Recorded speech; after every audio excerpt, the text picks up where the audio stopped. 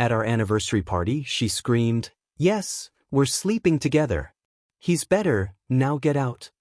So I calmly raised my glass and walked away.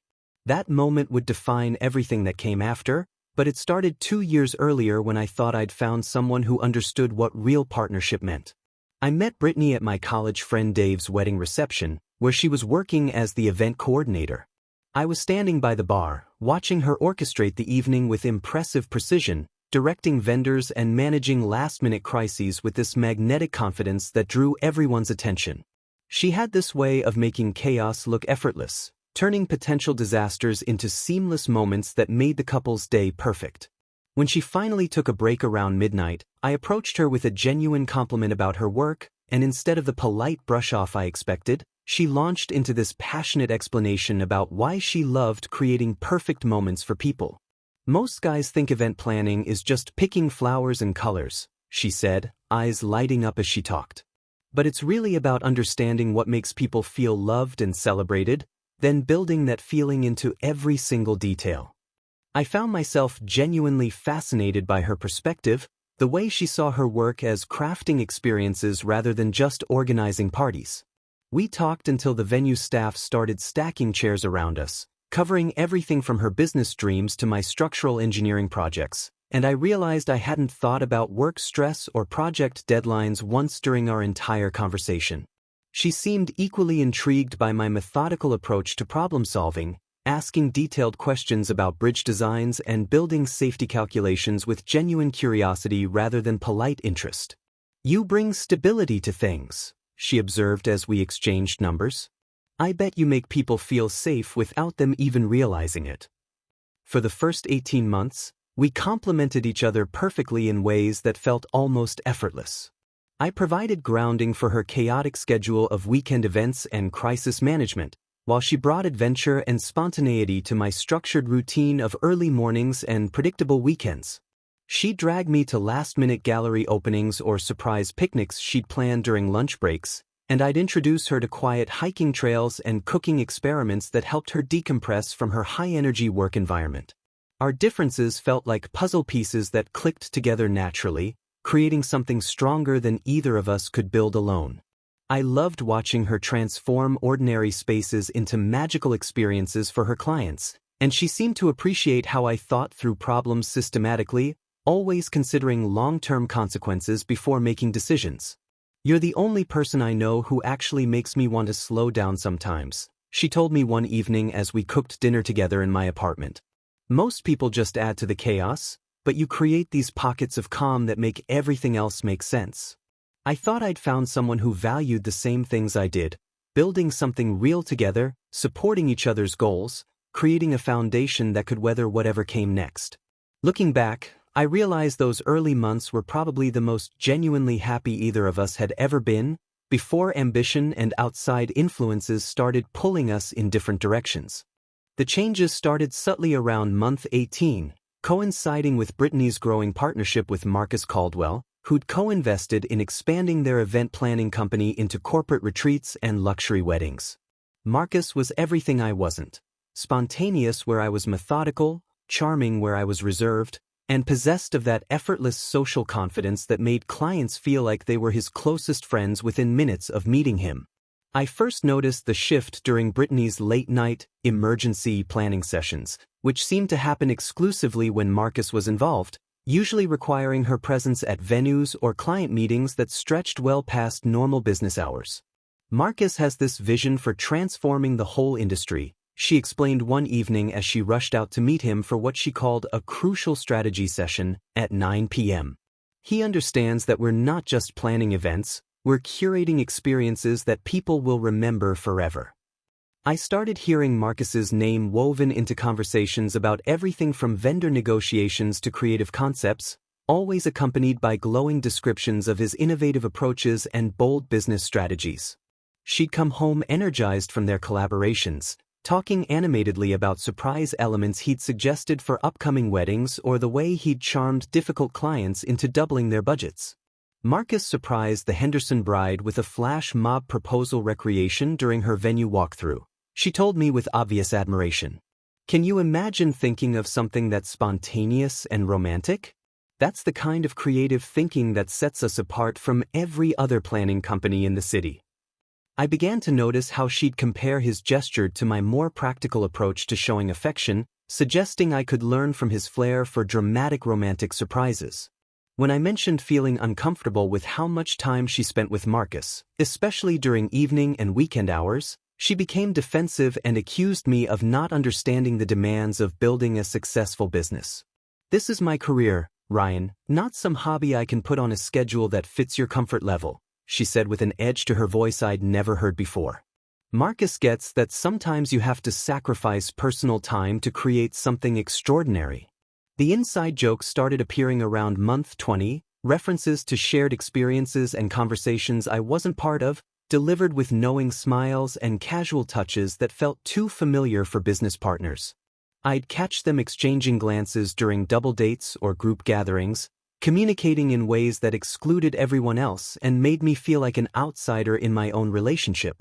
She began questioning whether I was ambitious enough for her evolving lifestyle, comparing my steady engineering career to Marcus's entrepreneurial risks and expansive vision for their company's future.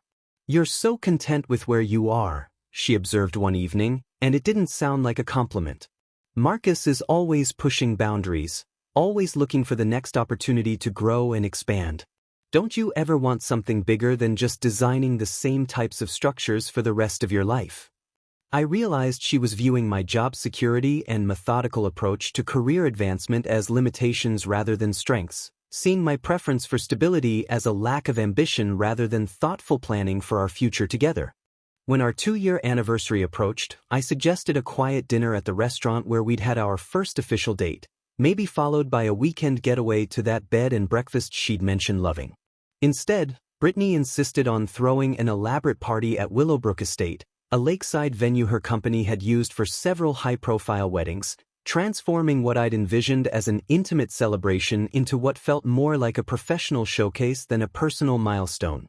"This is our chance to really celebrate what we've built together," she explained while sketching seating charts and vendor timelines with the same intensity she brought to client events. "Plus, it's perfect timing to show potential clients what we can create when we have complete creative freedom." I watched her spend weeks coordinating every detail with obsessive precision, hiring professional photographers to document the evening and inviting an extensive list that included influential clients, industry contacts, and several vendors she wanted to impress with her personal event planning skills. The guest list grew from our original idea of 20 close friends and family to nearly 60 people, most of whom I'd never met but who represented important business connections for her expanding company. Marcus suggested we use this as a soft launch for our new luxury package tier, she mentioned casually while addressing invitations. "He thinks seeing how we handle our own celebration will give clients confidence in trusting us with their most important moments." I felt increasingly sidelined as she transformed our anniversary into a networking opportunity, more concerned with creating Instagram-worthy moments and impressing potential clients than celebrating the relationship we'd built together. She consulted Marcus on everything from the floral arrangements to the menu selection, implementing his suggestions about signature cocktails and interactive elements that would make the evening memorable for business reasons rather than personal ones. The venue coordination became a constant source of stress as she juggled our celebration with 3 other events happening that same weekend, frequently taking planning calls during what were supposed to be our private moments together. "You don't understand how important this is for establishing our reputation in the luxury market," she said when I expressed concern about the event's scope exceeding our budget and her available time. Marcus explained that personal events often become the portfolio pieces that land the biggest corporate contracts. I found myself questioning whether she was more excited about showcasing her professional skills than celebrating our relationship, especially when she started referring to our anniversary party as a portfolio event during conversations with vendors and potential clients. The final guest list included Marcus and several other male colleagues from her industry network, and I noticed she seemed more energized about impressing them than creating a meaningful experience for the friends and family who actually knew us as a couple. 2 weeks before the party, she mentioned that Marcus would be bringing a special anniversary surprise that he'd been planning specifically for our celebration, something she described with anticipation that made me uncomfortable given the increasingly blurred boundaries between her professional and personal relationships. I realized our anniversary had become less about commemorating what we'd shared and more about launching Brittany into the next phase of her career ambitions, with me serving as a supporting character in what felt like Marcus's vision for her future. The evening started beautifully. I'll give Brittany credit for that. Willowbrook Estate looked absolutely stunning with string lights reflecting off the lake and elegant table settings that showcased her impeccable taste for creating magical atmospheres. I'd chosen a vintage watch for her gift, something she'd admired months earlier during a weekend antiquing trip, engraved with the coordinates of the spot where we'd first said we loved each other. It felt meaningful and personal, exactly the kind of thoughtful gesture she used to treasure about our relationship. The first hour went smoothly as guests arrived and complimented the beautiful setup, with Brittany graciously accepting praise while subtly directing attention to the professional photography and carefully curated details that demonstrated her company's capabilities. Then Marcus arrived fashionably late, making a grand entrance with an enormous bouquet of exotic orchids and a small wrapped box that immediately drew everyone's attention.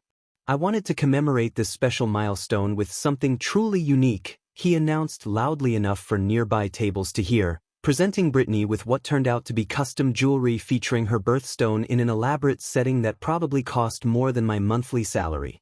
The contrast between our gifts was stark and obviously intentional, making my thoughtful but modest present look inadequate by comparison. I watched Brittany's face light up with genuine excitement as she examined Marcus's expensive surprise, holding it up for the photographers to capture while barely acknowledging the watch I'd given her earlier. Throughout the dinner, they behaved with an inappropriately familiar intimacy that made several guests visibly uncomfortable, sharing private conversations and coordinating party logistics like a couple hosting together rather than business partners at someone else's celebration. Marcus suggested we move the cake cutting to the lakeside gazebo for better lighting, Brittany announced to our table, consulting him about timing and photo opportunities without including me in decisions about our own anniversary party. When my brother Dave pulled me aside and quietly asked if everything was okay between Brittany and me, I realized their behavior had become obvious enough that family members were noticing the dynamic. She seems more focused on impressing that Marcus guy than celebrating with you, Dave observed with concern. Are you sure everything's good with you too? I decided to address the situation directly, pulling Brittany aside during a quiet moment between dinner courses. You and Marcus are being pretty obvious tonight, I said quietly, trying to keep my voice calm and private. People are starting to notice how you're acting together. Her response was immediate and defensive, her voice rising enough that nearby guests could overhear our conversation. You're being paranoid and controlling, Ryan. Marcus is my business partner, and if you can't handle me having professional relationships, that's your problem, not mine. The accusation of being controlling stung particularly because I'd spent months watching their increasingly inappropriate boundary violations without saying anything, trying to trust her judgment and respect her professional autonomy. I'm not trying to control anything, I replied, maintaining my composure despite feeling humiliated by her public dismissal. I'm just pointing out that you're paying more attention to him than to our anniversary celebration. That's when she completely lost control, her voice carrying across the entire venue as champagne and emotions loosened her tongue. You want to know the truth, Ryan? Yes, we're sleeping together. Marcus understands my ambitions and supports my dreams instead of holding me back with your boring, predictable life. The entire party fell silent, 60 guests turning to stare at us with shock and horror as she continued her drunken confession. He's better than you in every way that matters, and I'm done pretending otherwise. Now get out of here before you embarrass yourself any further. The words hit me like a physical blow, but what struck me most was the calculated cruelty of choosing our anniversary party, in front of our friends and family, to detonate our relationship so publicly and humiliatingly. For a moment that felt like an eternity, I stood there absorbing the shocked silence of 60 guests who'd witnessed the complete destruction of what they'd thought was a celebration of love. Brittany's face showed a mixture of drunken defiance and dawning horror as she realized what she'd just done, while Marcus looked like he wanted to disappear entirely from the scene he'd helped create. Every instinct told me to fight back, to defend myself, to expose every detail of their deception and make them face the consequences of their betrayal in front of everyone who mattered to us. Instead, I walked calmly to the nearest table, picked up my champagne glass, and raised it toward the stunned crowd with steady hands that surprised even me. "To truth," I said clearly, my voice carrying across the silent venue. "May we all find the courage to live it." I took a deliberate sip, set the glass down with careful precision, and walked toward the exit without looking back at Brittany or acknowledging Marcus's existence. The sound of my footsteps on the gravel path seemed impossibly loud in the absolute silence that followed, broken only by someone's whispered, "Oh my God," as I reached my car. I drove to my brother Dave's house in complete emotional numbness, the shock providing a protective buffer that kept me functional enough to navigate familiar streets while processing the surreal reality of what had just happened. Dave took one look at my face when he opened the door and immediately pulled me inside, asking no questions while his wife Sarah made coffee and quietly canceled their evening plans. "I don't need to know details right now," Dave said as we sat in his living room. "Just tell me what you need." I spent the next 3 days on their couch, alternating between periods of absolute stillness and bursts of activity where I'd handle practical matters like changing passwords and retrieving personal items from Brittany's apartment while she was at work. The messages started within hours of the party ending, beginning with panicked apologies that quickly devolved into blame-shifting and desperate attempts to control the narrative of what had happened. "Ryan, I was drunk and angry and I said terrible things I didn't mean," read her first text at 2:47 a.m. "We need to talk about this like adults and figure out how to move forward." By the next evening, her tone had shifted completely. "Your emotional unavailability and lack of ambition drove me to seek connection elsewhere. I needed someone who understood my dreams instead of trying to hold me back with your boring, safe life." I read each message with detached curiosity, marveling at how quickly she'd convinced herself that her public betrayal was somehow my fault for not being exciting enough to keep her satisfied. Dave suggested I respond to clarify my side of the story, but I realized that engaging with her desperation would only provide the drama she craved and the attention she'd always used to manipulate situations to her advantage. Instead, I blocked her number, unfriended her on all social media platforms, and politely declined when mutual friends tried to mediate or extract details about what had led to such a spectacular public breakdown. "Whatever happened between them is their business," I told anyone who asked. "I'm not interested in rehashing it or taking sides."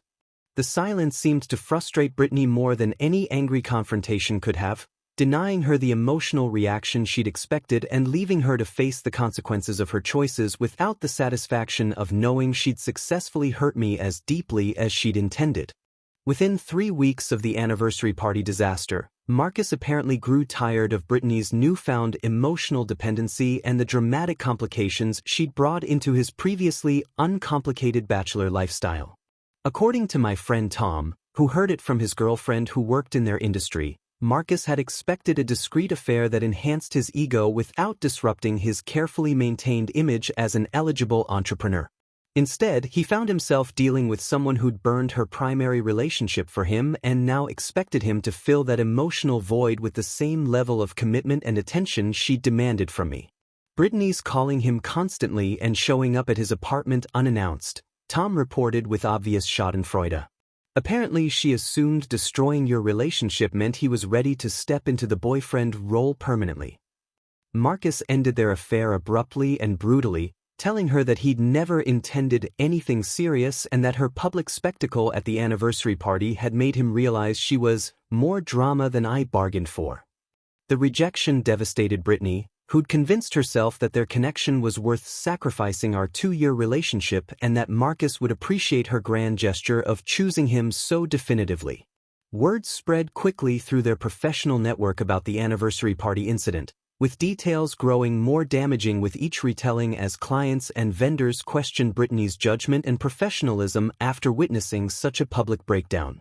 Several upcoming events were quietly transferred to other planners as clients decided they couldn't trust someone who demonstrated such poor personal boundaries and explosive behavior at what should have been a showcase of her capabilities. The business partnership between Brittany and Marcus became increasingly strained as their personal drama affected their professional reputation, with Marcus distancing himself from both the affair and the company to protect his own interests. He's basically frozen her out of major decisions and started positioning himself as the sole face of the business, Tom's girlfriend reported. She went from being an equal partner to being treated like an employee, and a problematic one at that.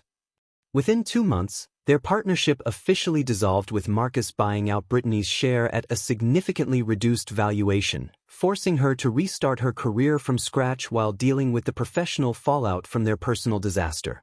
Her social media presence became increasingly desperate as she tried to control the narrative, posting vague inspirational quotes about toxic people and knowing your worth that fooled no one who'd witnessed her behavior firsthand. Several mutual friends distanced themselves after realizing that Brittany's version of events bore no resemblance to what they'd actually seen, particularly the friends who'd been present at the anniversary party and heard her cruel words with their own ears. "She's been telling people that you were controlling and emotionally abusive," my friend Lisa informed me with obvious disgust. "But everyone who knows you realizes that's complete nonsense, especially after seeing how calmly you handled her public meltdown." The social isolation seemed to hit Brittany harder than the professional consequences, as she'd always defined herself through her ability to charm and manipulate social situations to her advantage. Without Marcus as her emotional anchor and with her professional reputation in ruins, she found herself facing the reality that her actions had genuine consequences that couldn't be managed through tears or manipulation. 6 months after the anniversary party, I'd rebuilt my life with a quiet satisfaction that surprised me with its depth and authenticity. I moved to a smaller apartment closer to my office, a space that felt genuinely mine rather than a compromise designed to accommodate someone else's expensive tastes and constant need for entertainment. The silence Brittany had once criticized as boring became a source of peace, allowing me to rediscover interests I'd neglected during our relationship and to appreciate the simple pleasure of making decisions based solely on my own preferences and values. My engineering work took on new meaning as I focused on projects that challenged me intellectually, earning recognition from colleagues who noticed my increased engagement and creative problem-solving abilities. I was leaving my favorite coffee shop downtown when I accidentally encountered Brittany for the first time since the party, finding her sitting alone at a corner table with a laptop and what appeared to be job applications spread in front of her. She looked genuinely surprised to see me, her face cycling through emotions I couldn't quite read before settling on something that resembled shame mixed with desperate hope. "Ryan," she said, standing up quickly and knocking over her coffee cup in her haste. "I've been hoping I'd run into you. Could we maybe talk for a few minutes?" I considered her request while studying her appearance, noting the subtle signs of stress and financial strain that suggested the consequences of her choices had been more severe than I'd realized. "I don't think that would be productive for either of us," I replied politely but firmly. "I hope you're doing well, though." Her face crumpled slightly at my gentle rejection, and I could see her struggling to formulate an argument that might change my mind.